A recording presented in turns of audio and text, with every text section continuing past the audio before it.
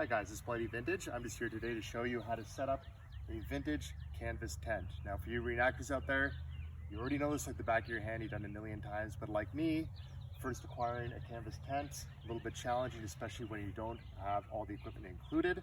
So I'm going to show you how to set it up. Looks like you might get a little bit of rain later, so I'll be filming tomorrow to show you guys how to set it up. That being said, if it does happen to rain, it's a good way to actually test your waterproofing before bringing it out in the field and finding out the hard way that it does leak. All right, we'll catch you guys tomorrow. All right, so what you're gonna need to start is you're gonna lay out everything. So you're gonna have your canvas tent. I'm gonna unfold that in a minute. You're gonna have your pegs, either metal or wooden. Wooden is a little bit more period, but metal's a little bit more durable. And then you're gonna have your two uprights and potentially a ridge pole. Mine doesn't need one. It actually has a nice little string attachment, which I will show you when it's set up. But the uprights, as you can see, I've kind of stained them along. So the best thing to get is actually a 2" by 2", so a 2x2. You get it from your hardware store. Here's actually the naked one that I got and actually cut down to make these. That's the one from the hardware store. It literally cost me $5. Nice easy one to create these. So I'll show you what I've sort of done with these. I've cut it down to length. So it's 68 inches tall is my tent. If yours didn't come with poles like mine, you have to make your own. What I would suggest doing is you would actually take this once it's set up, and I'll show you this, hold it up with some kind of guarded instruments, you know, a shovel or a rake. It's got a nice little wooden pole to it. Hold it up to kind of the height that you'd want. And then at that point, measure from the top of the tent to the bottom. Mine was 68 inches, cut mine down. I sanded it here and I sanded it at the top, but just for extra insurance with the old canvas, I didn't want it ripping through on any edges. So I've just sort of wrapped it in some additional new canvas that I purchased. And if you're wondering about the rope ties that I put around, this is simply so when I have the tent all set up and I want to hang either my uniform or my oil lamp, I can put an S hook, slide it in there and hang it up, and I'll show you that when it's all together. So now let's get to the next stage, which is spreading out the tent. All right, so we have the tent all laid out now. Mine is obviously rectangular. You might run into a few different shapes. Mine is, if you can see it here, it's an 8 by 10 by 2. It's an 8-iron canvas. So that means that it's 10 feet deep this way, 8 feet wide that way. It doesn't tell you the exact height, but it does tell you that it's a 2-foot sidewall. So the sidewall, which you'll see later, is right under here. All right, so I've got 2 stakes to stick the door together.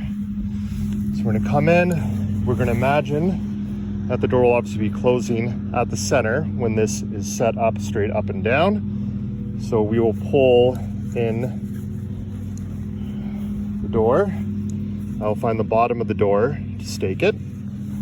If your door does not have this, I would simply suggest setting it in place, probably laying something heavy on the ground would be the best way to do it. I will now pull in this side.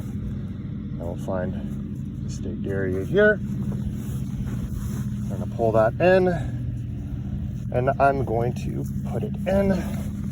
Obviously it doesn't have to be perfect right now because this is only temporary, but this makes sure that the doors will shut. This will actually give me probably more than I need, but I can adjust later. So that is your number 1 step right there. All right, your next step is gonna be staking the 4 corners of your tent. So let's do that right now. So I'm gonna lift it up. This is where staking the doors will come in handy, because right now I would just be guessing where my corner is going to nicely fit. So now you can see I've kind of spread this out. This looks nice right here. That's gonna stake it there. And last but not least, the last corner here. So I can tell my corner, it's a little bit easier to get fooled with the front. And the next end over here, so look for the heavy stitch at the next corner in case your eyes deceive you. And I don't like to set it too tight We'll leave it a little bit loose. I prefer to remove these because we've already used these as setting for the four corners. The four corners have all been laid. This is what I would suggest. Sort of lay your pole, get it nicely in, make sure it's in your reinforced area here. So if I flip mine inside out, I'm going to show you what I mean. Now there'll be an area within your tent. It'll be quite obvious. You have the double stitching here. That is your reinforced area. That's where you want to put the pressure. Really try to avoid putting it in any other area that isn't reinforced. It'll be a lot quicker to split through, especially if your canvas is as old as mine. That's my number one worry. You may think it's going to hold the pressure, but especially when it rains or gets wet, it becomes a little bit more brittle. And you don't want to split this, have to do a field repair and make it look a little bit less original that you would have hoped. Okay, so let's spread this up right. Okay, now I have it in. Simply gonna raise it up. Gonna sort of set it. It doesn't have to be perfectly in line or anything like that. I'm just gonna take a step back so you can see what I've done. So again, I'm not performing any miracles here. Literally just sort of set it up where you need to at the ridge. Pull it straight. If you're feeling too much tension here or here, I did not. So I set mine a little bit looser. If you're feeling a lot of tension and you can't raise it up, do not force it. Go back and edge these a little bit further towards the center. All right, so there's two ways to do the back. Either you can simply walk in from the front with the pole and set it. I've done that before, especially on a hot day, especially when you have a hat on or whatever. You're just gonna get caught up in there. I prefer not to do it. So I'm actually gonna try to pull this one up from the back. So you see I've laid it with my hands, inserted it where it's supposed to be. So let's go ahead and raise it up and see how we're looking. And at this point, what you're gonna be experiencing is the tent obviously is not ready. This end is gonna have a tendency just to fall in. So you can't really see it in the inside, but what I actually have is my post laying on an angle. That way I have some pressure going this way and this way to keep it up. Again, this is temporary until I can get everything set. So let's go ahead and start to get a few things set up here. All right, so I'm gonna find my most heavy duty spikes for the front and the back. This will be where the majority of the pressure will be sitting. So let's go ahead and add a little pressure. Again, this rope is actually extremely long. I don't need it that long. I'm just gonna wind it back a little bit. And then I'm gonna set it up here. Okay, I can adjust later. Again, this is not too tight. It's actually very, very loose, as you can see. I don't wanna put any pressure on. I'm gonna pull down the tent in 2 seconds, because again, remember, my poles are currently like this while I set up. All right, I'm now gonna do the back of the tent. Same thing, heavy duty spike. In the end here, luckily this rope is a little bit shorter, so I don't have to tighten right away. All right, again, obviously you cannot see through canvas, but mine is still on an angle. So I'm gonna simply pull it through the canvas. You can see the bottom there. Straighten it up a little bit. Again, it's not perfect, it's not tight, but it's holding and it's straight. We'll do the same on this side. This is a little bit more obvious where you see my angled canvas in. I'll be pulling it straight again. Now, we have almost the exact opposite where I have them now, sorry, I have them now almost facing out like this. The tension that I put on each end will pull them just to get a little bit straighter. So let's go ahead and do that, create a little tension on each end. Okay, next stage, even though we obviously do not have it correct here, I like to get the top of the sidewalls set. Don't worry about the bottoms yet, all right? This can wait to the very, very end. Because if you set these now, you're just gonna constantly reset these as well as the top ones. I prefer to do these first. It's the easiest way. Again, any experts out there definitely have their own method that might even work better than mine. This is simply me as a beginner finding out the best way to do these, as I've not seen a lot of tutorials. As you can see already, I put a little bit of pressure on it and I'm laughing, so let's do that. All right, so as before, I'm gonna start with the four corners. So let's do that. I'm gonna lay it just really nice and easy there. Nothing, not a crazy amount of pressure. Again, if you want to use your bigger spikes for these 4 corners again, it's probably a good idea. Again, just sort of nice and easy in there. Always tighten it up later. I'm sort of laying these at an angle right now, just to sort of get it nice and taut. As I work in, I can get it a little bit more set. Let's shove that on the ground, tension that up a little bit, and you can see I'm looking pretty good already. So let's just back up. I'm gonna show you from the other angle. Again, you can see my sidewalls are now starting to form and they're looking nice. So I'm just gonna sort of tension each end a little bit. So let's do that.